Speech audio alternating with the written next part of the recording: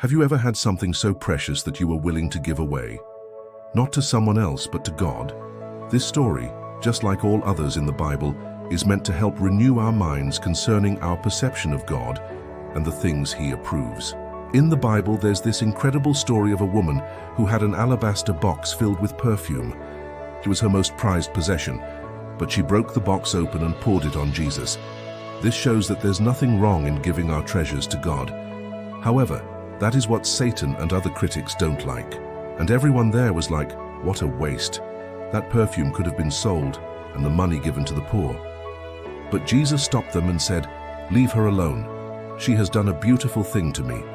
And I think about that story because sometimes when we pour our hearts into things for God, like spending time with Him, praying, reading His Word, serving others, we feel like people are wasting their lives. We hear the critics in our heads saying, "What's the point of this? What's the point of that?" And that's the point to back off, but to double down on our purpose, serving God and others. Jesus went the extra mile for you and I, and there's nothing wrong in doing the same for Him and His cause. But the truth is, God doesn't call us to a wasted life.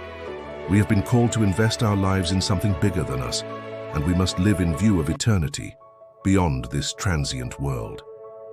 He calls us to a life that may not always make sense to other people, but it makes perfect sense to Him. And when we obey Him in faith, our story will be remembered forever. So what's in your alabaster box? Are you willing to give it all to God? Whenever you give to God, it is never a waste, but an investment. The alabaster box was not wasted. It was invested in eternity.